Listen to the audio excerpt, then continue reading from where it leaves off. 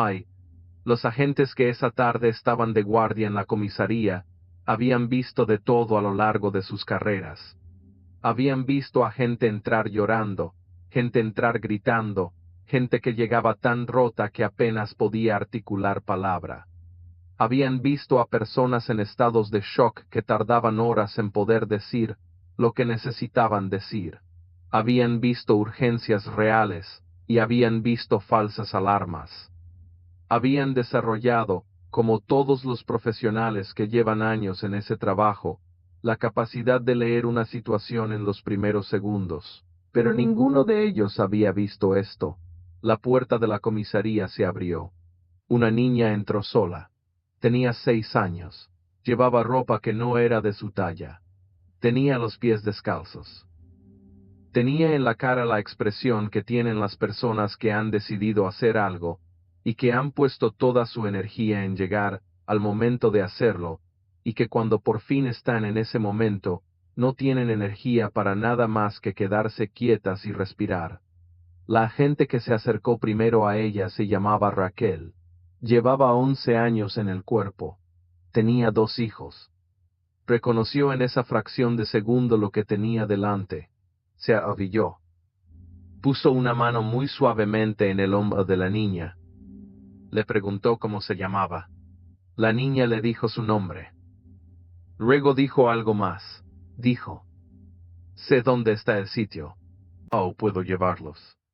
En la sala de guardia de esa comisaría, en ese momento, todo lo demás se detuvo. Esta es la historia de Sofía. 6 años. Y la persona más valiente que esos agentes habían conocido en toda su carrera. Para entender lo que Sofía hizo ese día, hay que entender primero lo que había vivido antes de ese día. Y para entender eso, hay que ir más atrás. Al principio. A cómo una niña de 6 años acaba sola, en una situación de la que ningún niño debería tener que escapar solo. Sofía había desaparecido 43 días antes de que entrara en esa comisaría. 43 días que para su madre, Carmen, habían sido 43 unidades de tiempo que no se pueden medir con ninguna escala ordinaria, porque no tienen nada que ver con el tiempo ordinario. 43 días en los que Carmen había dormido un promedio de 3 horas por noche, porque el resto del tiempo lo ocupaba llamando a teléfonos, enviando correos electrónicos, pegando carteles, hablando con periodistas, colaborando con los investigadores, revisando las mismas redes sociales que había revisado la hora anterior, por si había algo que se había perdido. 43 días en los que el teléfono de Carmen había sonado decenas de veces con pistas, que resultaron ser nada. Con llamadas de personas bien intencionadas que decían haber visto a una niña que podría ser Sofía, pero que no era Sofía. Con silencio institucional que se interpretaba de todas las maneras posibles, porque el silencio institucional, cuando buscas a un hijo, no es nunca solo silencio. Ese despacio donde el miedo construye las peores historias. Sofía había desaparecido un miércoles por la mañana, camino al colegio. No era una ruta que hacía sola. La llevaba su vecina, una mujer de 62 años llamada Esperanza, que llevaba años llevando a Sofía al colegio, porque Carmen trabajaba en el turno de mañana de una planta de producción, y los horarios no cuadraban. Esperanza y Sofía hacían ese trayecto juntas 5 días a la semana, desde que Sofía había empezado infantil. Era una rutina tan establecida, tan parte del tejido normal de sus vidas, que ninguna de las dos la pensaba como algo que requiriera vigilancia especial. El miércoles que Sofía desapareció, Esperanza sufrió un mareo en el portal de su edificio que la obligó a sentarse en el escalón de la entrada. Le dijo a Sofía que esperara un momento, que enseguida se encontraría mejor. Sofía esperó. Luego Esperanza perdió brevemente el conocimiento. Cuando lo recuperó, Sofía no estaba. Esperanza tardó varios minutos en entender lo que había ocurrido. En esos minutos, que Esperanza describiría más tarde con el peso de quien carga con algo que no pidió cargar, pero que de todas formas lleva encima. Los pasos de Sofía se habían alejado lo suficiente como para que ningún vecino de los leprosos que estaban en la calle en ese momento pudiera recordar exactamente en qué dirección había ido. La investigación de la desaparición fue activada con todos los protocolos correspondientes. La alerta Amber fue emitida en las primeras horas. Los investigadores revisaron las cámaras de seguridad del entorno, entrevistaron a vecinos, siguieron las pistas que llegaron a través del teléfono de atención al caso. Y como ocurre en demasiados casos de este tipo, cada pista se agotaba antes de llegar a algún lugar útil. El problema no era la falta de esfuerzo de los investigadores. El problema era la ausencia de rastro. Quien había tomado a Sofía sabía lo que hacía. Había calculado el momento de mayor vulnerabilidad, cuando la persona adulta que acompañaba a la niña estaba incapacitada, y había actuado de una manera que no dejó testigos útiles. No hubo gritos que nadie recordara. No hubo resistencia visible que llamara la atención. Solo una niña que estaba en un portal, y que un momento después no estaba. A ese tipo de desaparición, en la que no hay punto de inicio claro del rastro, es el más difícil de trabajar, porque los investigadores no tienen un último lugar conocido que funcione como ancla de la búsqueda. Solo tienen un portal. Y desde ese portal, en todas las direcciones posibles, el rastro se enfría rápido. Lo que los investigadores no sabían, lo que nadie podía saber, era que mientras el caso languidecía sin pistas nuevas, Sofía estaba haciendo algo que ningún manual de investigación contempla como variable en el cálculo de probabilidades de resolución de un caso. Estaba memorizando. Sofía no sabía que estaba memorizando. No lo había decidido de manera consciente. Tenía 6 años. Pero tenía también algo que los psicólogos que trabajarían con ella más tarde describirían como una capacidad de observación y de retención visual y espacial extraordinaria para su edad. Una capacidad que en un contexto normal habría sido simplemente una característica interesante de una niña lista. En el contexto donde se encontraba, fue la herramienta que la salvó. El lugar donde Sofía estaba cautiva era un sótano. No un sótano sofisticado. No el tipo de lugar que en las películas de thriller está equipado con tecnología y sistemas de seguridad imposibles. Era un sótano ordinario en el sótano de un edificio residencial de una ciudad española de tamaño mediano. Tenía una puerta de metal con cerrojo exterior. Tenía una bombilla en el techo. Tenía una cama pequeña, una manta, un cubo con agua, alimentos básicos que el captor dejaba cada cierto tiempo. Era un espacio diseñado para mantener a alguien con vida, sin que esa vida fuera visible para nadie del exterior. El captor era un hombre, no un desconocido total del entorno de Sofía. Era alguien que conocía el barrio, que había visto a Sofía y a Esperanza hacer su ruta del colegio en más de una ocasión, que había esperado el momento en que esa ruta presentara una vulnerabilidad. El perfil de este hombre que los investigadores construirían más tarde con la exhaustividad que el proceso judicial requería, era el de un individuo con historial de conductas que habían generado alertas previas en su entorno, pero que nunca habían cruzado el umbral de la denuncia formal. El tipo de perfil que existe en el espacio gris entre preocupante y procesable, hasta que ocurre algo que elimina ese espacio de ambigüedad de la manera más brutal posible. Sofía no lo conocía. No sabía su nombre. Durante los 43 días que estuvo en ese sótano, el hombre apenas le hablaba. Le dejaba comida. Le dejaba agua. Y el resto del tiempo, Sofía estaba sola con la bombilla, la manta, y lo que había dentro de su cabeza. Los psicólogos que trabajarán con niños que han pasado por experiencias de cautiverio, describen lo que ocurre en esas mentes, de maneras que a los adultos nos resulta difícil de comprender completamente. Porque los adultos, cuando nos imaginamos en una situación así, tendemos a imaginarnos desde nuestra perspectiva adulta. Desesperación, ansiedad, intentos de escape, colapso. Y sí, todo eso ocurre. Pero los niños tienen también algo que los adultos tienden a perder. La capacidad de vivir completamente en el presente. De concentrarse en lo que hay. De encontrar en el espacio limitado de un sótano los recursos cognitivos que tienen disponibles. Sofía observó. Observó cada vez que la puerta se abría, la dirección en que giraba, el sonido específico del cerrojo, la cantidad de luz que entraba y desde qué ángulo. Observó al hombre. Cuando venía, qué llevaba, cuánto tardaba. Observó el espacio.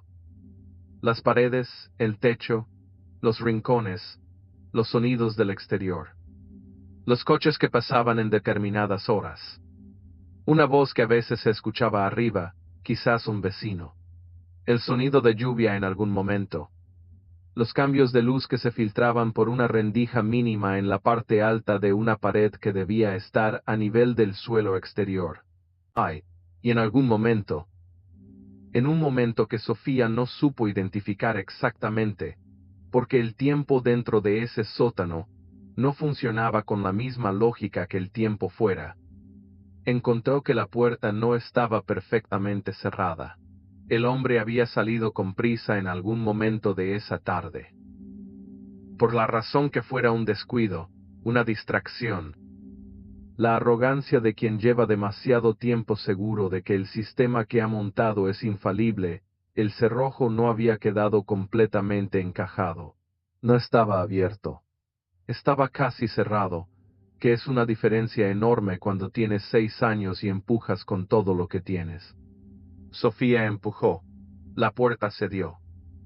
Lo que siguió a ese momento, las decisiones que tomó Sofía en los segundos siguientes, son el tipo de cosas que cuando las escuchas no puedes evitar pensar en lo que tiene que estar hecho un ser humano de 6 años para hacer eso, porque Sofía no salió corriendo sin dirección. No se quedó paralizada en el umbral. Miró. Escuchó. Se aseguró de que no había nadie. Y luego salió, subió las escaleras que llevaban del sótano al exterior del edificio. Salió a la calle, miró a su alrededor, y eligió una dirección.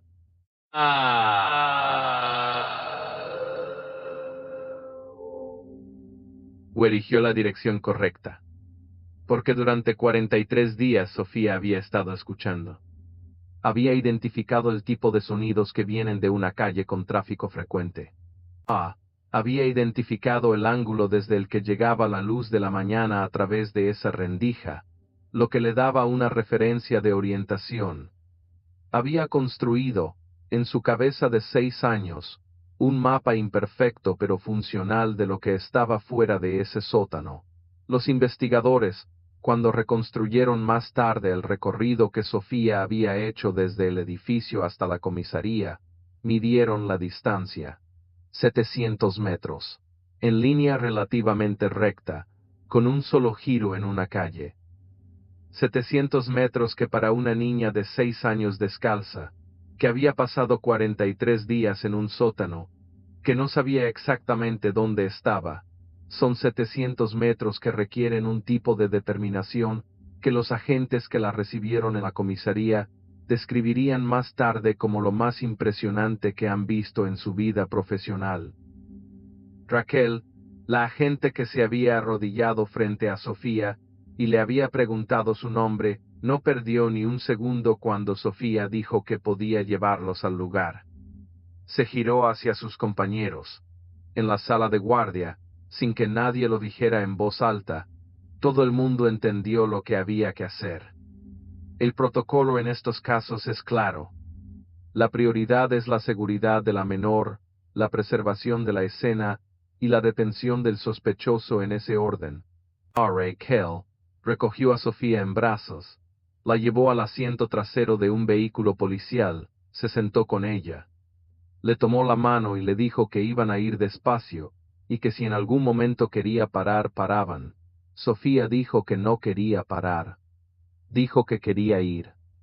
El vehículo salió de la comisaría con Sofía indicando la dirección. No señalando en un mapa.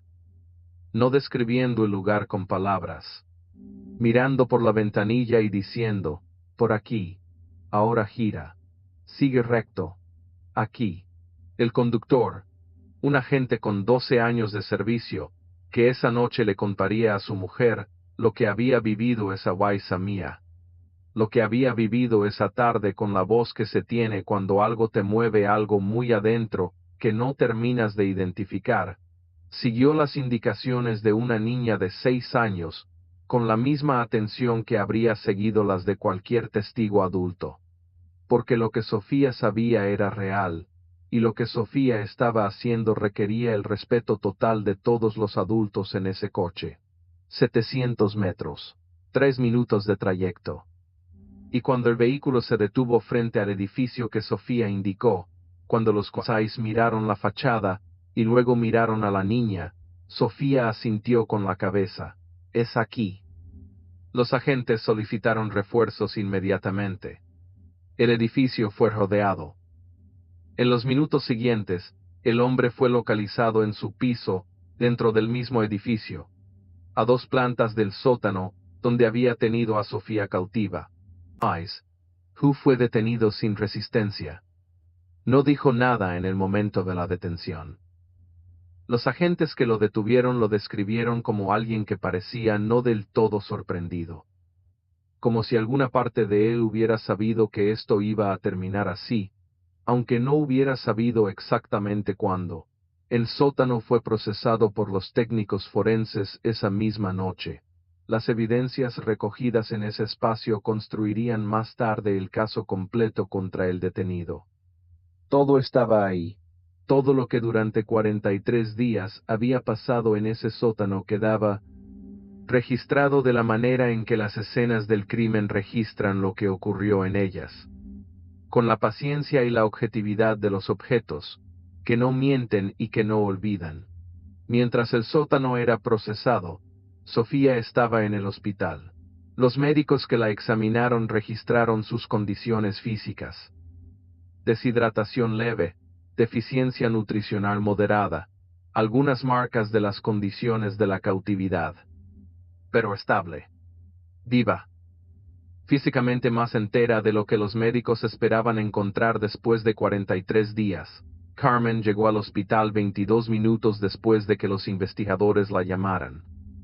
22 minutos en los que Carmen condujo a una velocidad que más tarde no podía recordar porque no era consciente de estar conduciendo. Y 22 minutos que para Carmen fueron simultáneamente los más largos y los más cortos de su vida.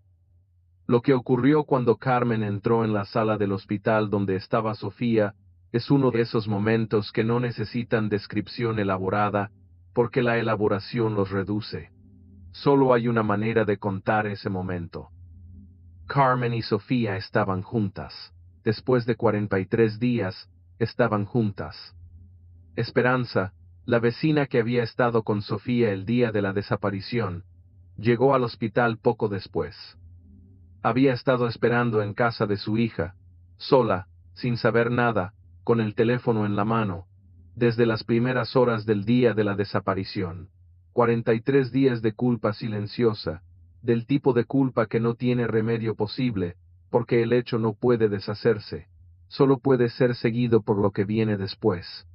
Cuando le dijeron que Sofía estaba en el hospital y que estaba bien, Esperanza tardó un momento en responder. Luego dijo gracias. Solo eso. Gracias. Y la persona que la llamó entendió que ese gracias no era para ella. Era para Sofía.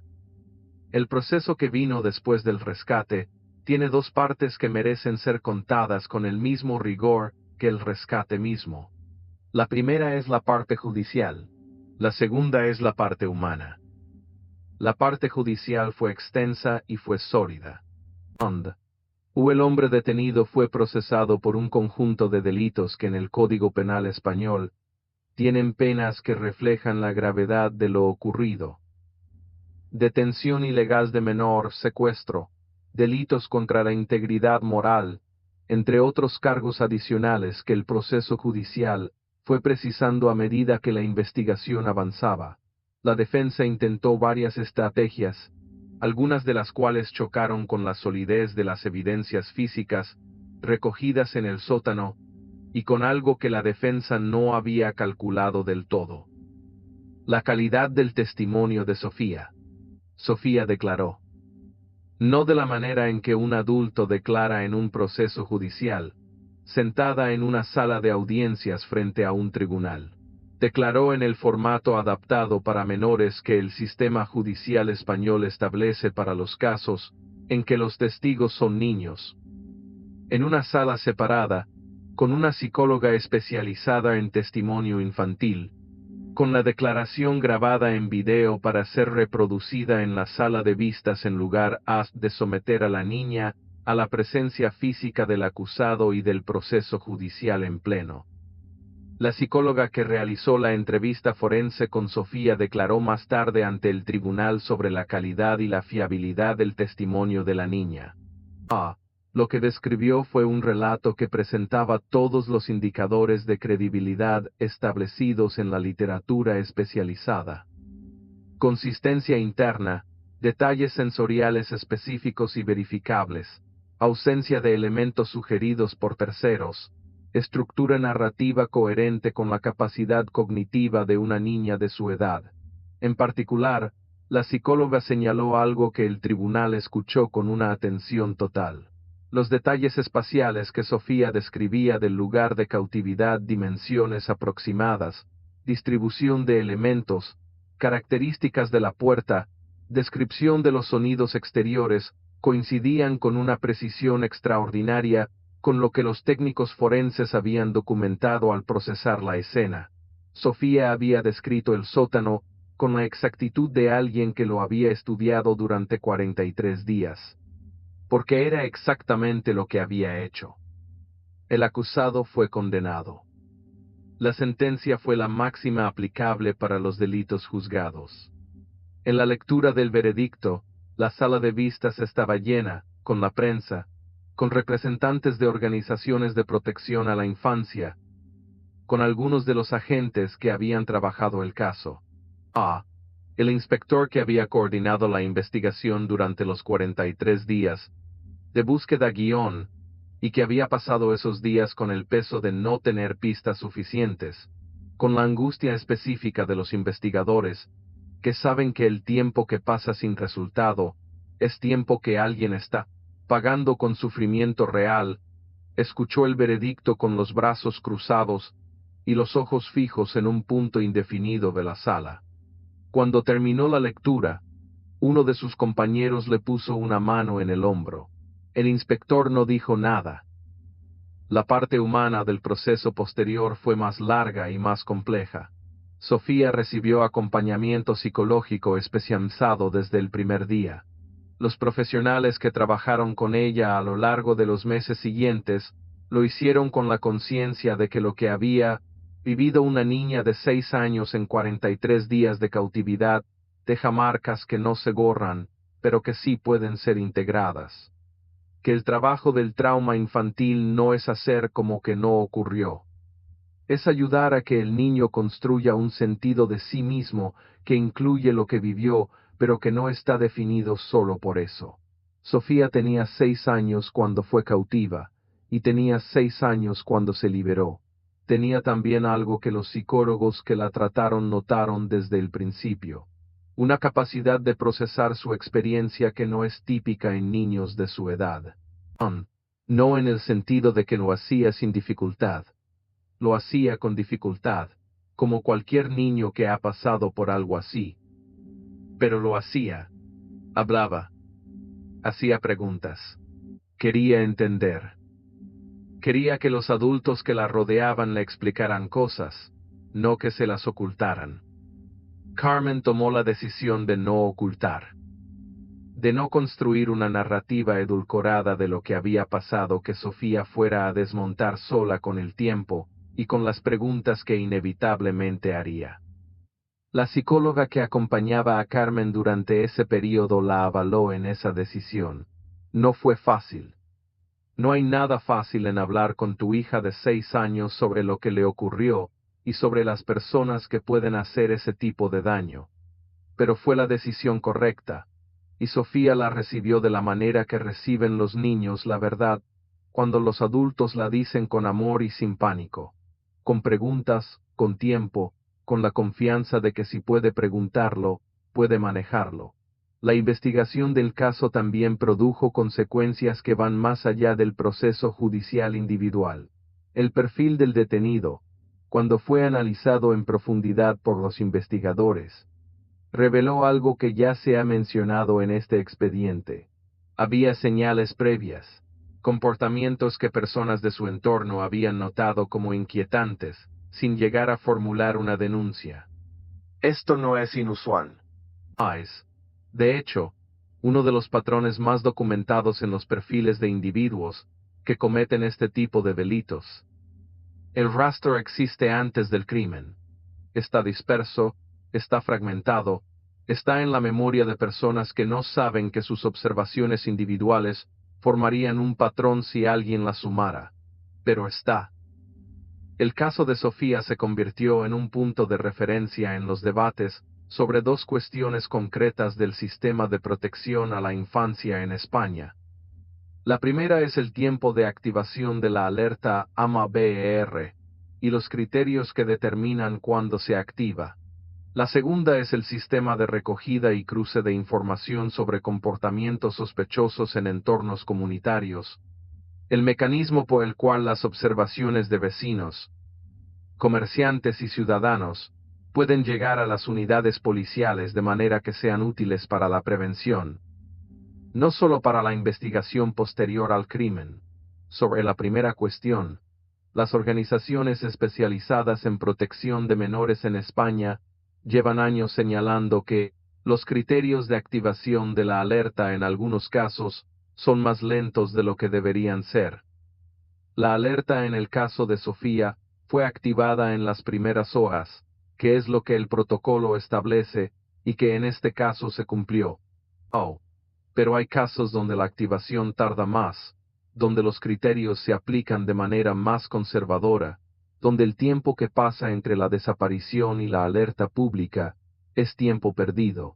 Cada caso es diferente. Pero el debate sobre cómo afinar los criterios de manera que la alerta llegue antes, sin producir falsas alarmas que saturen el sistema, es un debate real y necesario. Sobre la segunda cuestión, el mecanismo de recogida de información sobre comportamientos sospechosos es uno de los aspectos del forense del crimen, que tiene mayor potencial de mejora con herramientas relativamente simples. Las aplicaciones de reporte ciudadano, los programas de sensibilización comunitaria, los protocolos de coordinación entre servicios sociales y policía, en casos de señales de alarma previas al crimen. Son herramientas que existen en distintos formatos, en distintas comunidades autónomas, con distintos niveles de implementación. Unificarlas, mejorarlas, hacerlas accesibles, no requiere legislación compleja ni recursos ilimitados. Requiere voluntad de coordinación. El caso de Sofía fue también el punto de partida de algo que Carmen decidió hacer cuando los momentos más agudos del proceso inicial fueron quedando atrás. Carmen no quería que la historia de Sofía se convirtiera solo en la historia del horror que había vivido. Quería que se convirtiera también en la historia de lo que una niña de 6 años era capaz de hacer. De la capacidad humana de observar, de memorizar, de actuar cuando llega el momento. De la determinación que puede existir en un cuerpo tan pequeño. Carmen colaboró con una organización de protección a la infancia para desarrollar materiales de educación sobre seguridad personal dirigidos a niños de edad preescolar y primer ciclo de primaria. No materiales que generaran miedo, que enseñaran a los niños a ver el mundo como un lugar peligroso, lleno de amenazas, sino materiales que daban a los niños herramientas concretas. Cómo memorizar características de los lugares donde están, cómo identificar a las personas adultas de confianza en distintos entornos, cómo pedir ayuda de maneras que un niño pequeño puede realmente ejecutar. Uno de esos materiales incluía, de manera indirecta y sin nombrarla explícitamente para proteger su privacidad, la historia de una niña que había memorizado el camino de vuelta. La historia se contaba como una historia de valentía y de inteligencia práctica. Los niños que la escuchaban en el colegio tendían a responder de la misma manera, con una especie de reconocimiento de eso lo puedo hacer yo también, porque los niños, cuando les das herramientas en lugar de solo miedo, las toman. Ese fue el legado que Carmen eligió construir.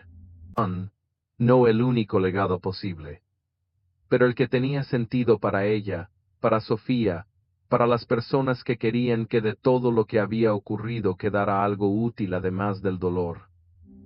Hay un elemento de este caso que este expediente todavía no ha mencionado, y que merece un espacio porque es uno de los aspectos más silenciados de las historias de niños que han pasado por situaciones de cautividad. Lo que ocurre con los niños cuando vuelven. No en las primeras horas, cuando el alivio lo ocupa todo, sino en los meses siguientes.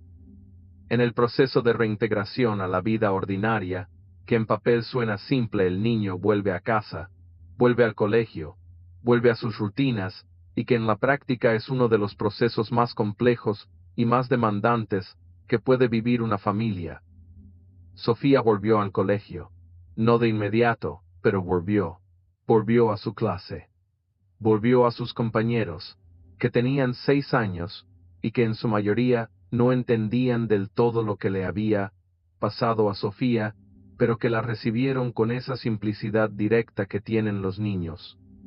Como su compañera que había estado fuera y que ahora estaba de vuelta. No todos los días fueron fáciles. Hubo días que Sofía no quería ir. Hubo noches con pesadillas. Hubo momentos en que Carmen tuvo que gestionar su propio miedo, el miedo que queda después de que algo así ocurre. El miedo que no desaparece con la resolución del caso, porque el mundo que te enseñó que algo así podía ocurrir, no puede desenseñarte eso sin trasladárselo a Sofía, que necesitaba que el mundo volviera a ser un lugar donde era posible confiar. Ese trabajo, el de un padre o una madre, que contiene su propio terror para que el hijo pueda reconstruir la confianza, es el trabajo más invisible y más agotador que existe. No tiene nombre oficial. No aparece en ningún protocolo. No lo hace ningún profesional. Lo hacen los padres, solos o con el apoyo de psicólogos y terapeutas. En la cocina de su casa a las 6 de la mañana cuando el niño tiene pesadillas y necesita que alguien esté allí. Carmen lo hizo.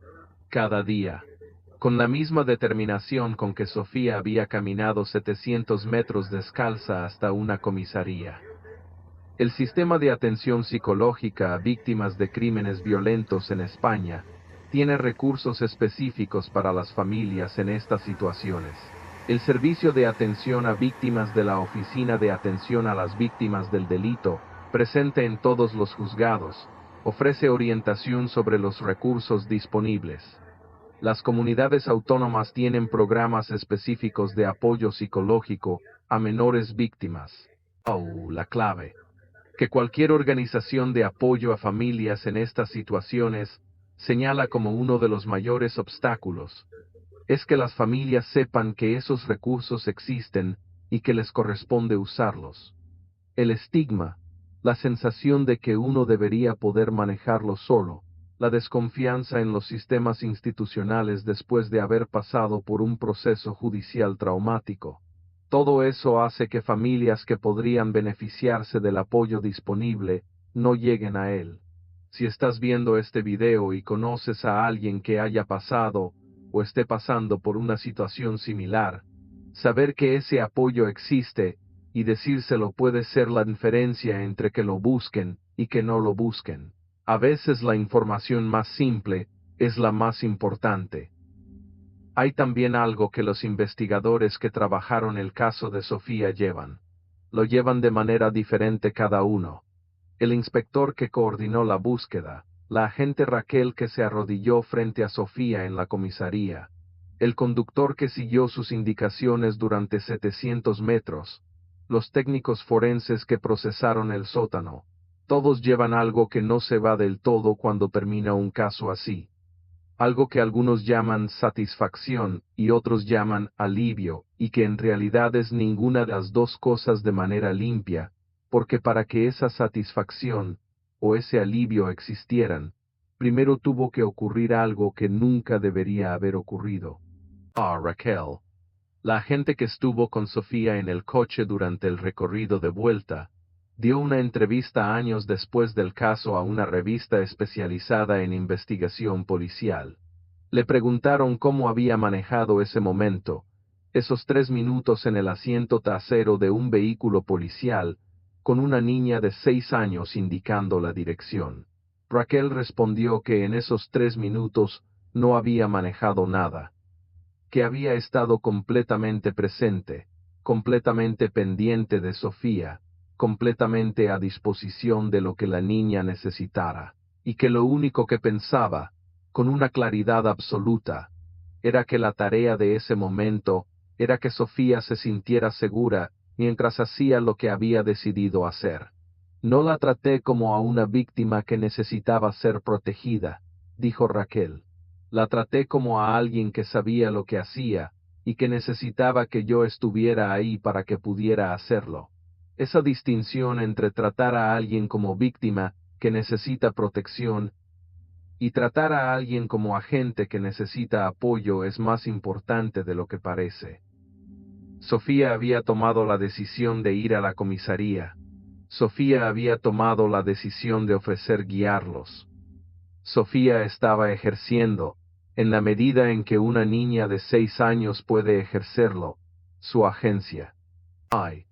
Y Raquel, al reconocer eso y respetarlo, le dio algo que el sistema no siempre da a las víctimas de crímenes: el espacio para ser también protagonista de la resolución. Eso no cambia lo que Sofía vivió, pero cambia algo en la historia. Cambia el final porque el final no es solo la policía rescató a la niña. El final es, la niña guió a la policía. Y esa diferencia, pequeña en apariencia y enorme en realidad, es parte del motivo por el que esta historia merece ser contada exactamente como ocurrió. Sofía tiene ahora algunos años más que aquella tarde en la comisaría. Sigue siendo, según las personas que la conocen, observadora. Sigue siendo, según Carmen, una persona que presta atención a las cosas de una manera que la mayoría de las personas de su edad no prestan. Sigue siendo, según la psicóloga que la trató durante los años posteriores al caso, y que habla en términos generales para proteger la privacidad, una persona con una resiliencia que no es invulnerabilidad. Nadie es invulnerable, sino la capacidad de seguir adelante con lo que uno tiene. Lo que Sofía tiene es considerable. Lo demostró a los 6 años en un sótano durante 43 días. Lo demostró en 700 metros de calle descalza. Lo demostró en la puerta de una comisaría cuando dijo que sabía el camino y que podía llevarlos. Una niña de 6 años hizo lo que ningún sistema de búsqueda había podido hacer en 43 días. Eso no es una crítica al sistema. Es el reconocimiento de algo que este expediente ha intentado honrar desde la primera frase. Que la persona más valiente de esta historia tenía 6 años, una mochila con dibujos animados y la memoria de un camino de 700 metros que nadie le había enseñado a memorizar. Si este expediente te ha llegado, si hay algo que quieras decir sobre el caso de Sofía, sobre los sistemas de protección infantil, sobre lo que significa la valentía cuando viene de un cuerpo tan pequeño, déjalo en los comentarios. Este canal es también el espacio donde las personas que escuchan estas historias hablan sobre ellas. Y esas conversaciones importan. Suscríbete a Expediente Negro si todavía no lo has hecho. Cada semana abrimos un nuevo expediente con el rigor, la profundidad y el respeto que cada historia merece. Comparte este video con alguien que trabaje con niños, con alguien que tome decisiones sobre sistemas de seguridad y protección infantil, con alguien que simplemente necesite recordar que la valentía no tiene una talla mínima. Y dime en los comentarios qué expediente quieres que abramos la próxima semana. El archivo no tiene fondo. El expediente se cierra, pero expediente negro sigue abierto.